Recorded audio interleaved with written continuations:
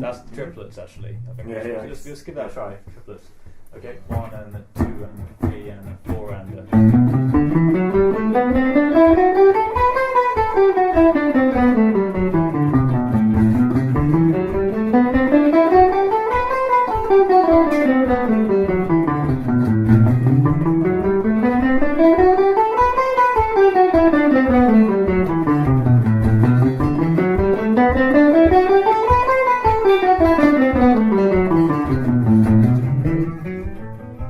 That's good.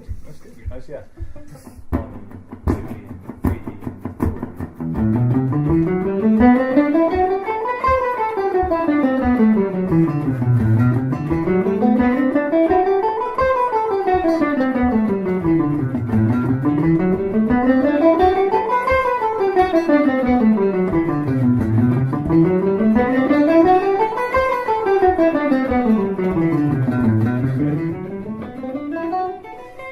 Right.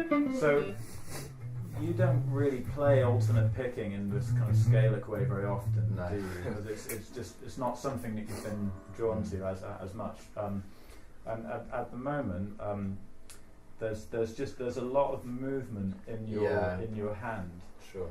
Because when if for example, everyone's got strengths and weaknesses. So I know you don't mind me sort of pointing out something that you're working on. But if you look at these guys, their hand just isn't moving that much. So it looks more difficult when you're doing it because your picking motion is you're kind of moving around quite a bit. And I think it's still to do with that pick slanting thing that we've talked about. And you're not really pick slanting, you're kind of doing this, you're sort of dipping in and out of the string, so your hand is kind of sort of coming up and down quite a lot with the string changes. So you do have to practice that slowly to get it, more secure. But if you can you guys play it? Because I mean, if I do it, Sam's seen me do it a million times, but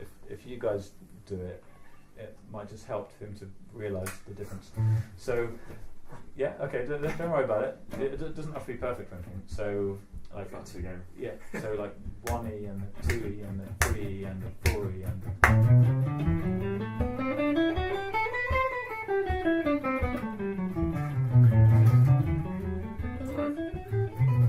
Yeah. Okay. No, that's fine. Well, so when you look at the hand, you can see the motion is more back. Yeah, see, that already looks better. Yeah. That already looks less kind of laboured. Yeah. You know what? That looks way better straight away. Cool. Right. So another thing is just psychologically trying to just relax as you do it. And I mean that's a kind of obvious thing to say, but if you try to hear it, what you're going for, and don't think about the fingers too much, but try to let your ear sort of guide the process and feel the beat as well, because that just helps to carry you along. So you're kind of relaxing, just trying to listen a bit more than think, and feeling the beat. Just those couple of things just give you a bit of an anchor of how to stay in the right frame of mind with it. So let's try that again. So 1E and 2E and 3E and 4E.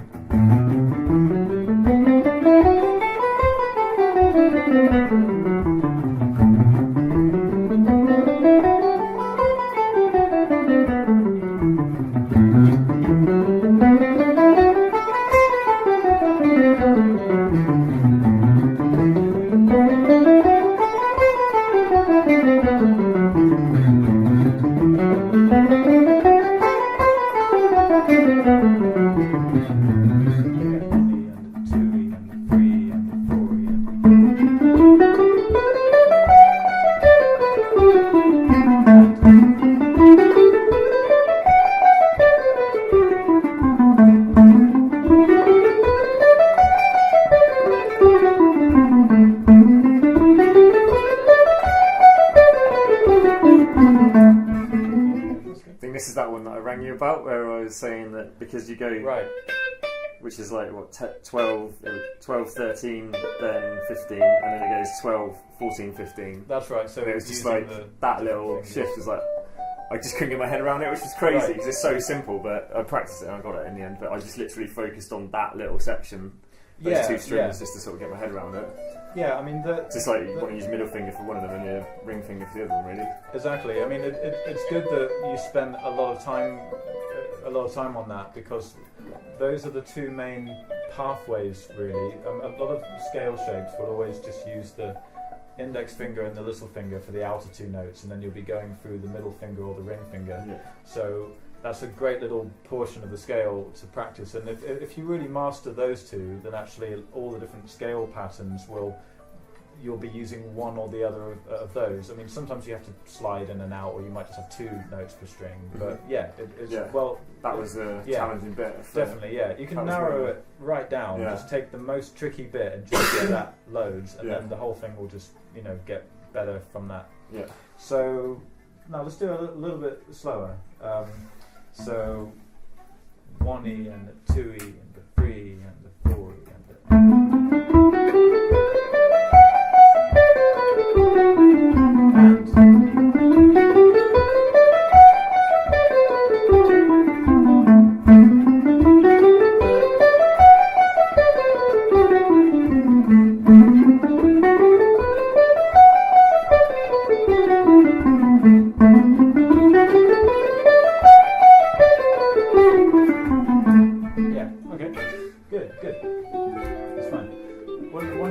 comfortable at that tempo, then you'll very easily be able to play faster. It's not really the tempo, it's just I'm so ingrained in that pentatonic shape, I keep forgetting that drop note. down, And then I play that note just from complete muscle, that note even from complete muscle memory, and then I'm one behind, then I have to stop until the next one, then go, and I just keep doing that.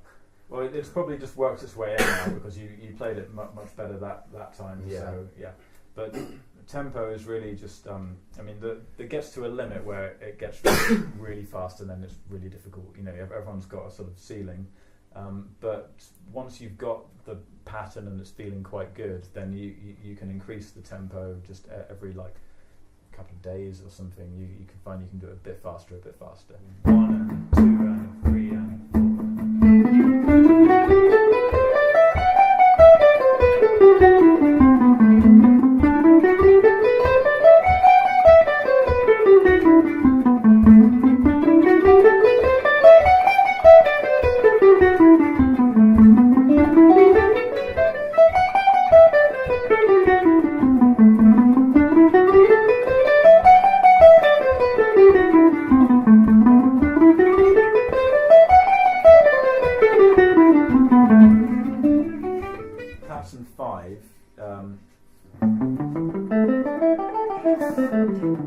Got it there. So Dorian.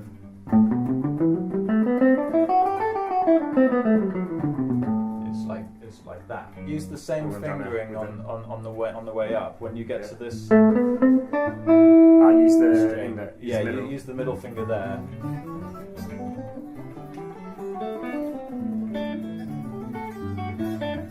Yeah.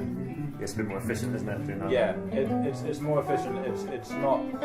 It's not too easy because it's hard to really pinpoint that middle finger straight away. The lowest. Yeah. Because we're just always used to using the index finger to start a new string, but that's exactly it. Yeah. But it can't really be avoided, so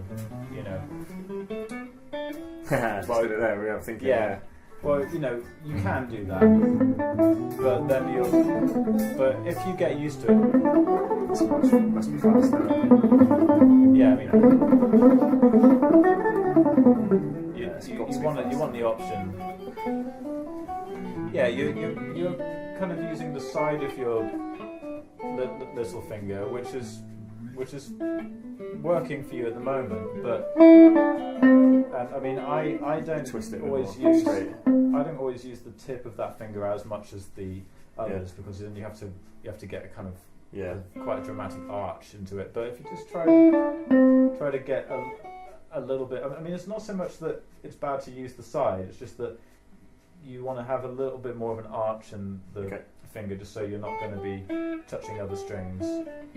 Yeah, because at the moment, when you're touching the G string, for example, your little finger's also touching the B string quite a lot. So just want to try to keep that little finger arched a little bit. Yeah, I see what you're saying. 1 and 2 and 3 and 4 and...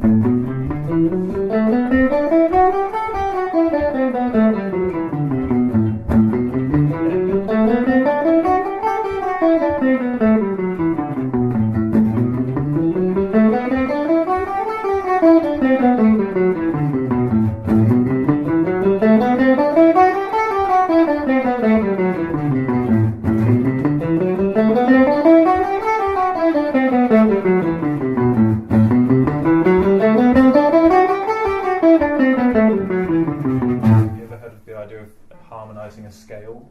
No. So like major, minor, minor, major, major, minor. Yeah. Yes, that kind of thing. So that's when if you have the major scale, for example, you can say, right, here's all the chords that would go with that scale. So if you imagine having a piano and you took away any keys on the piano that weren't in that scale, then you'd only be able to play chords that made from those exact notes, and it gives you a natural progression of chords. So if it was in like C, for example, you'd have a C major and then a D minor. So, and this is the same in any key. You basically have a major chord, minor chord, and then another minor chord, another major chord, another major chord, another minor chord, and then you get a half diminished chord on the 7th, because it just mathematically works out that way, and then you get the major chord and start again, and it sounds really predictable. It sounds like the sort of, it sounds right, doesn't it? Yeah, it sounds like expecting it. Yeah, exactly. Your ear expects it because they're all sharing the same notes. So a way that I really like to do this is try to picture the scale and then play the chords that use those notes. So this is a really important skill for actually just identifying the intervals anyway, because if you can picture the major scale, so you can picture that and then play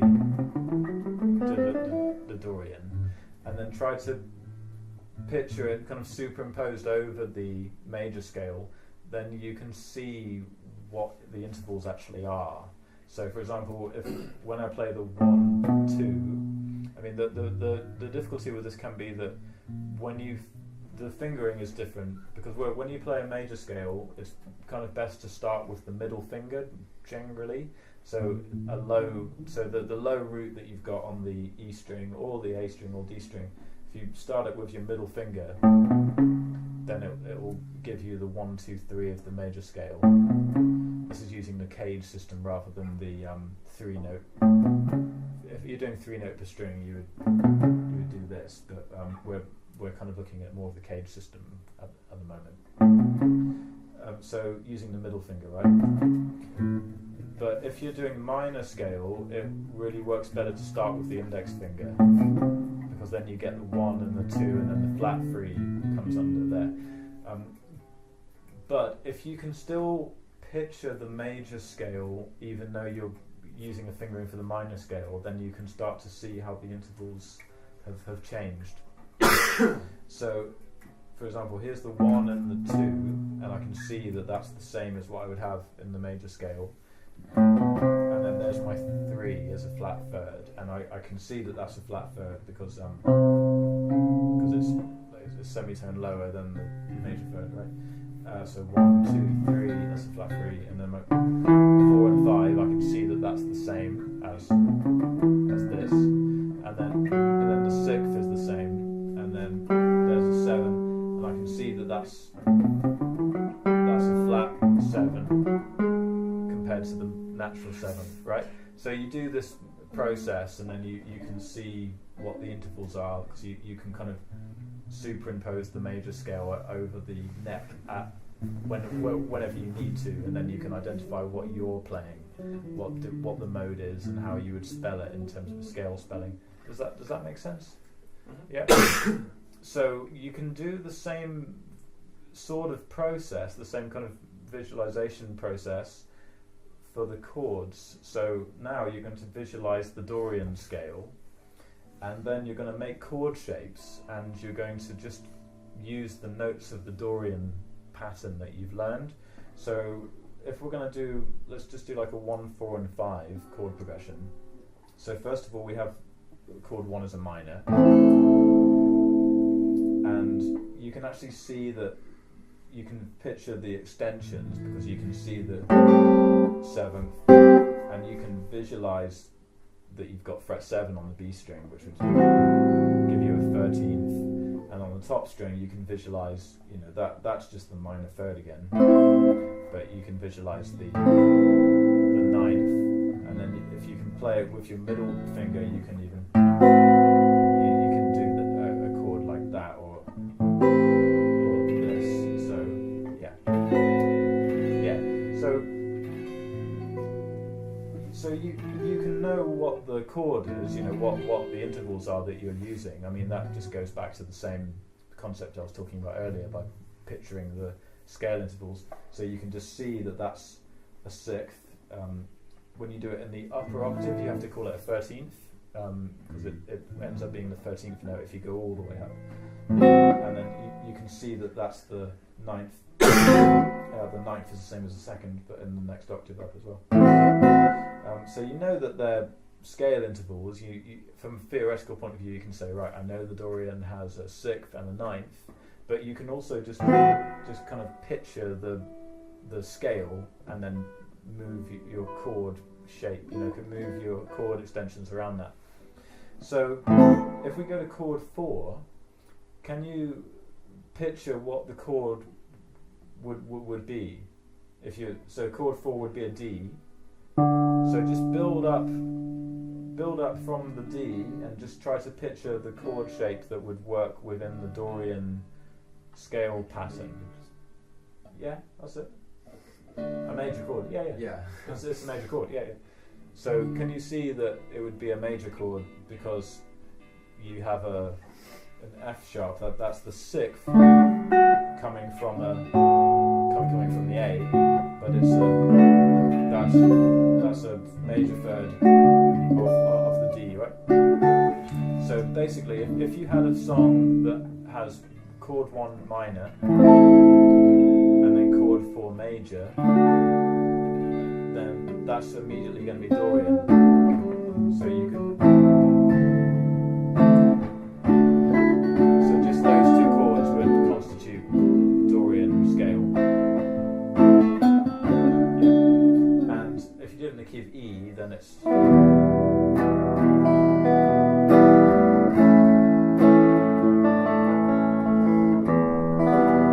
Breathe by Pink Floyd. So just those two chords, that's Dorian. That's the Dorian kind of vibe immediately. so yeah, chord 1 and chord. Another good example would be like. So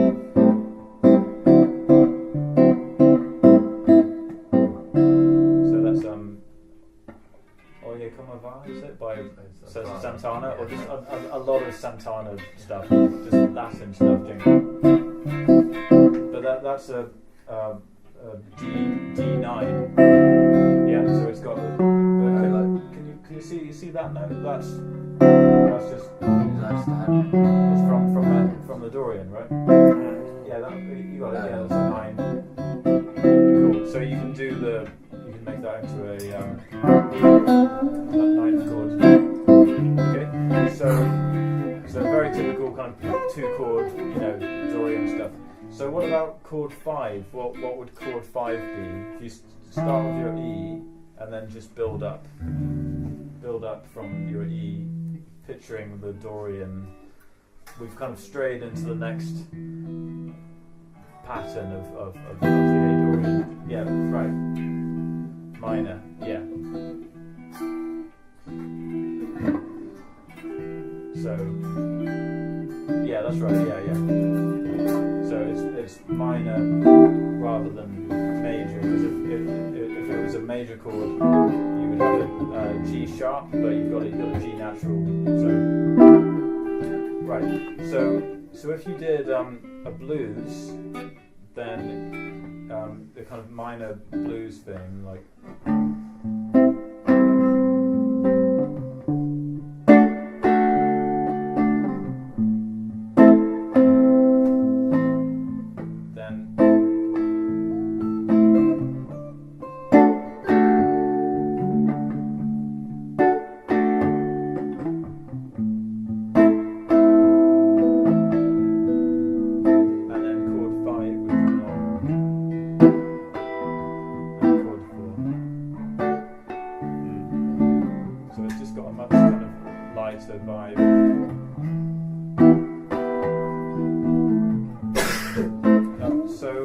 Let's try doing some solos with that. Let's do like a round of solos. Yeah. Do you want to take the first one? Sure. So rhythm playing. So let's all play together. So maybe we should all turn down a little bit with our rhythm playing, just so it doesn't. Should be fine. Yeah. I'll try it first. If there's any crying, I'm gonna turn down. Okay. Give it a try and see how it goes. Yeah.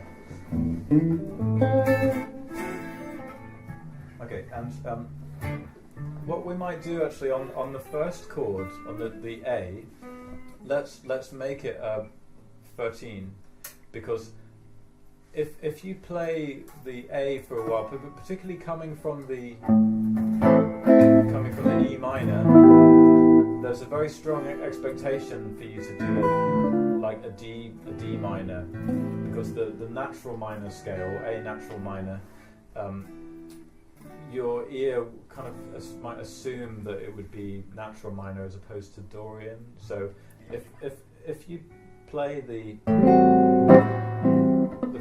13th on the chord 1, then it just there has to be a minor 13. Sorry, that's more like a dominant 13. Yeah.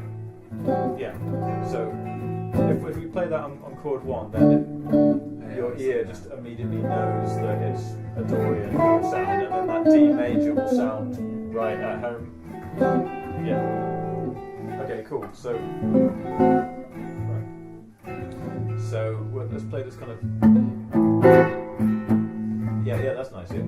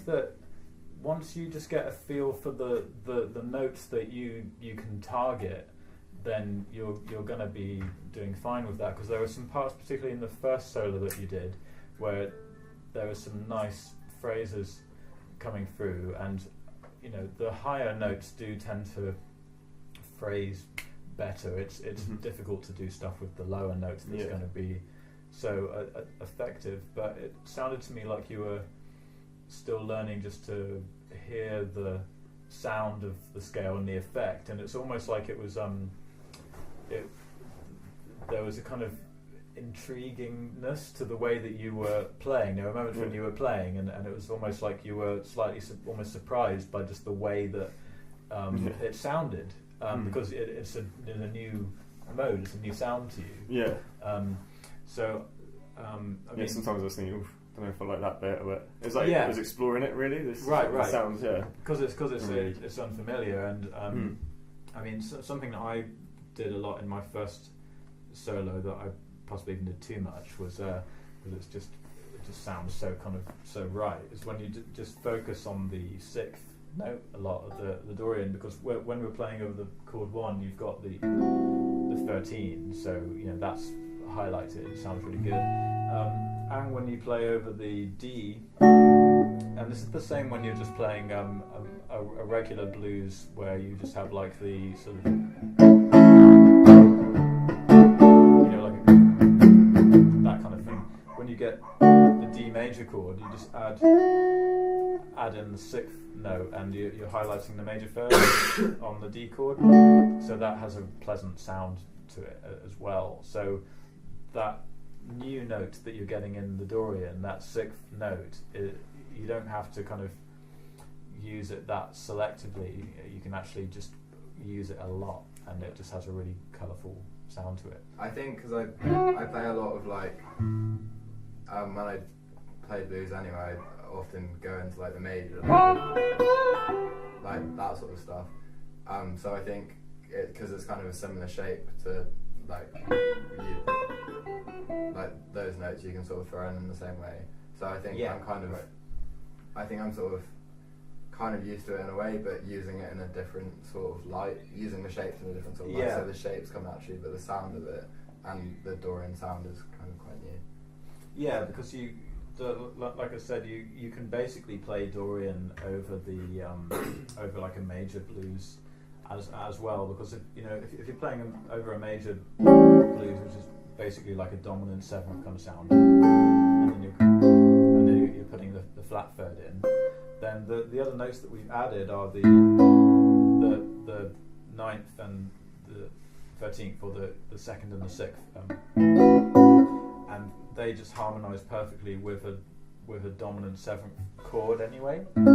So yeah, you have just basically used this scale over a standard major blues where you'd be using the minor pentatonic. You can do the Dorian, but what we're doing in this harmonic progression is that we're explicitly making it Dorian sounding, rather than that kind of minor over major thing that you get in blues. It's like specifically Dorian. So just similar to what you were finding, it just sounds different to what you're used to, but passing wise it's quite straightforward. How about you, Dougal? How does that feel? It's okay, I'm not very great at soloing in minor anyway. What, so just over a minor blues, for example? Right. So things that I'll go to, I was like, no, I can't do that. Because you do a lot of hybrid stuff and bits of chromatic things, and more towards the Mixolydian, which is a lot of the music that you've played, a lot of the kind of AC/DC material and the Guns N' Roses stuff, a lot of that is very major sort of Mixolydian sounding. So that's very much built into like a core bit of your repertoire, isn't it? Last time I really emphasised knowing every mode, or at least starting with the Dorian mode, knowing it in and of itself, so not really thinking about it as being generated from a major scale or relating it to a major scale, trying to look at it always just for what it is, from the root note. and one of the main reasons I was emphasising that was just to make sure that when you're practicing it and when you're conceiving it, you're really making sure that you're getting a sense of the Dorian, because if you just do these scale exercises without, or you improvise with it without really rooting yourself on the A, or at least having a backing track or something which is in A, then you don't really get the full sense of a mode, because the major scale tends to just appear and it tends to just dominate. Even though we've been doing this with an A drone, like,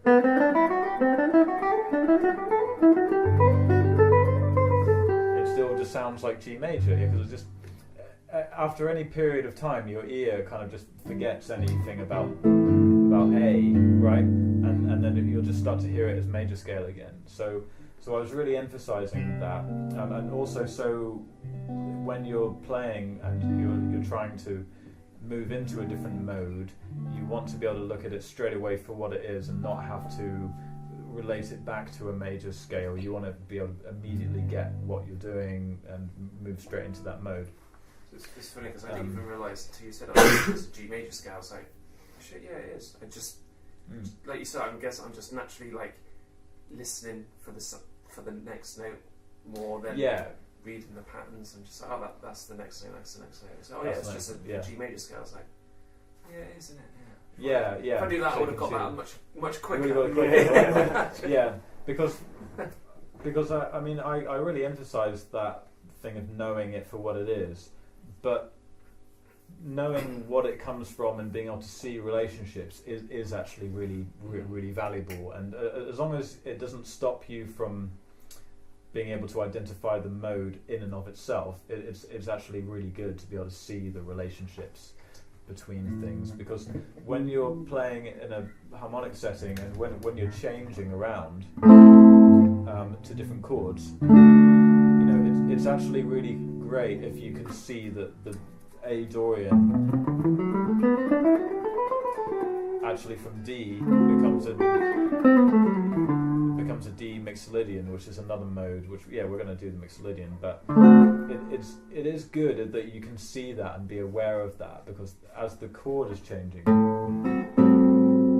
and it goes to the D, then musically what's happening there is actually Mixolydian, whether you're thinking about it or not. Just by you playing that Dorian scale, A Dorian, once the D comes in, the musical effect we're actually getting is a Mixolydian, but it's kind of nested in a Dorian, because you can still feel that the A is the home key, right? So you get the home key, and then you get a chord change which actually creates the effect of a different mode within the parent scale. So you get the effect of a different mode, but it can be nested within within the first mode that you started, right? Because normally modes are just nested within the major. So we have a major song is in major, and then it might change to chord 2, and as it changes to chord 2, you're getting a Dorian sound, but it's nested within the sense of the major scale as its root. I mean, like a really common change you get, say a pop song which goes, any song which has G, and then a C. When it goes to that C, if the melody carries on playing G major, and then plays a C, then you're getting this kind of Lydian sound. So chord 1 to a chord 4 has a kind of has potential for this kind of tension, like that. So that's a Lydian sound, that's the 4th mode. Don't worry too much about technically what that is. It's just the concept that you're as the chord changes, you're creating a different kind of modal colour, but it's still nested within the major home key, right?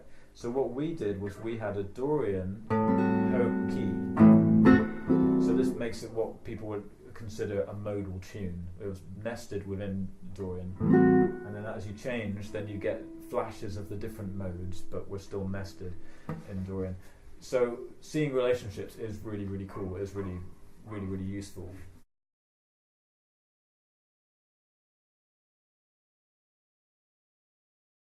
What I'd like to do to get the Mixolydian going is that I'd like to look at the major pentatonic. And do you know the major pentatonic? Do you know it very well, or like, yeah, you know really well. So when you're playing, I just see it's the same as a minor. It's the same as the minor, yeah. So it's the same as a minor, and the trick is just being able to orientate yourself around it being a major pentatonic rather than a minor pentatonic. So for this, we're actually going to do quite a lot of relational stuff. Yeah. We're going to do quite a lot of relational stuff. But because last time I talked about, well, if you're always relating a mode back to a major scale, then you've got to learn sort of 7 different relationships. So it kind of every different mode you're calculating it back to the major scale in a different way. Like that, to me that's not the best way. But if you can get the major minor thing going on with the relative major and minor pentatonic, then if you just master that one transition, then you can apply the different major modes into that major pentatonic. Because remember last time I said you've got 3 minor modes which superimpose over the minor pentatonic perfectly, and then you've got 3 major modes which superimpose over major pentatonic perfectly.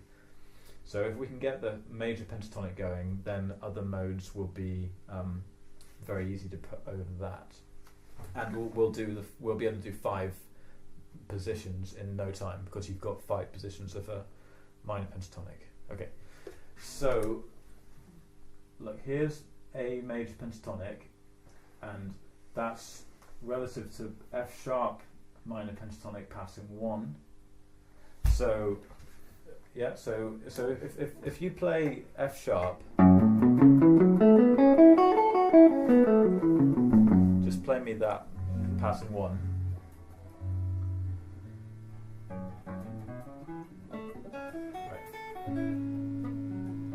Wait. Yeah, that's right. That's okay. It's getting late, isn't it? Yeah, play.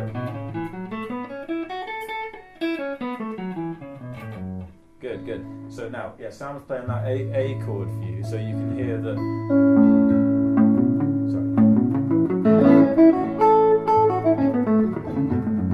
Sorry. So if you emphasize around the A, then that gives you an A major pentatonic. Yeah. So now, if you did all the 5 patterns of F sharp, I'm not going to ask you to do them all right now, but if you did all those scale positions, then you would have A major pentatonic all over the neck, right? Because this is the relative. It's using the relative minor. So, for example, if you're in the key of A, then the relative minor is found by going down 3 half steps. So there's your key. You go down 1, 2, 3. So you get the 2nd fret, and then you can play a minor pattern. So A major is the same as F sharp minor. Have you heard of that before? Relative minor thing. Okay, so it's like Highway to Hell's a good thing for that. Right. It starts in A minor, and it goes down to major, using the exact same shape. Right. So you've got your.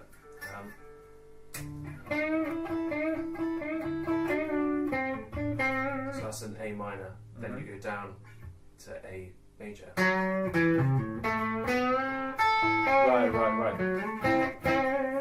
Back to minor again. Yeah. So it's the same shape, but you go minor to major. Yeah. But using exactly the same. Yeah, exactly. That kind of thing. Like exactly. Like communication breakdown's the same. Mm-hmm. You start ripping it into E minor, and it just does the same thing, but down here it turns into a major. Yeah. So it gives you access to this different sound, which is the major pentatonic sound, but mechanically you're doing all the same kind of stuff. So and all of your licks and stuff. So all of that, you're just removing it. So the Mixolydian is the natural sort of extension of this concept, because if you've got this if you've got the major pentatonic, then there's just one octave, and when you're doing major pentatonics, you've got the notes of the scale. You've got a 1, 2, 3, and then you've got a 5 and a 6. So there's a 1, 2, 3, and that would be a fourth. So when you're doing Mixolydian, you're adding in a fourth. 1, 2, 3, 4. There's your 5 and 6, and then you're adding in a flat 7. So you're adding in a 4 and a 7. Okay, and this is the same for if you make the major pentatonic into a full major scale, you're adding in a 4 and a 7, and the Lydian as well, which is the other major mode. We'll do that in a future, sometime in the future. You know, there's 3 kind of major based modes. So you're always adding in a 4 and a 7. Okay. If you look at the notes that you're adding into the pentatonic, so if you've got this pentatonic sort of shape, you're adding in the little finger on the A string and the D string. So you're adding in a fret 5 there and there, so that's nice and kind of consistent. And then on the top 2 strings, you're just adding in the third fret, so you're using the middle finger on the top 2 strings, yeah? So when you're soloing with this, you can use the minor, you can use the pentatonic, and then you can just throw in the other notes as a little extra something. So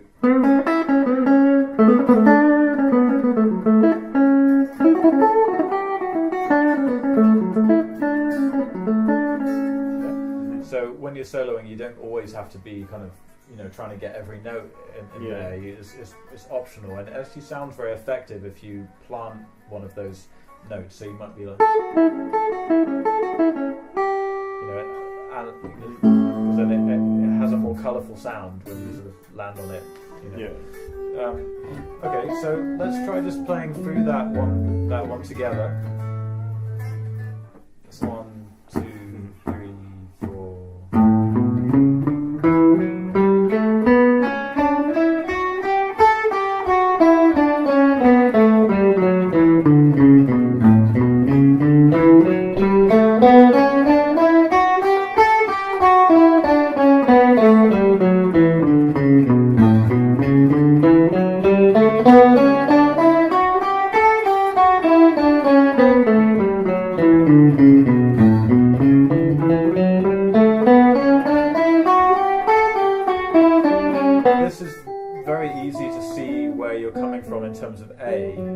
It's really the root position of A. That's where you would play it. Most, standard scale book, if it gave you a major pentatonic, it would put it there. Yeah. It's just around the chord. Yeah? If you know the pentatonic, the major pentatonic, which you do, that will stay the same if you're doing a major scale or if you're doing a Lydian scale and the Mixolydian. The pentatonic will always be there, and then it will be the 4 and the 7 that you're moving around to change the different modes. So that's something that really helped me, because I kind of knew what all the modes were, but when I realised and started to think more about the minor modes as having the pentatonic being common to all of them, and then just the other notes that you're changing are just besides the pentatonic, it just helped me to formalise it even more and to just have a better perspective over where the whole thing was, what was consistent throughout every mode, if you see what I mean.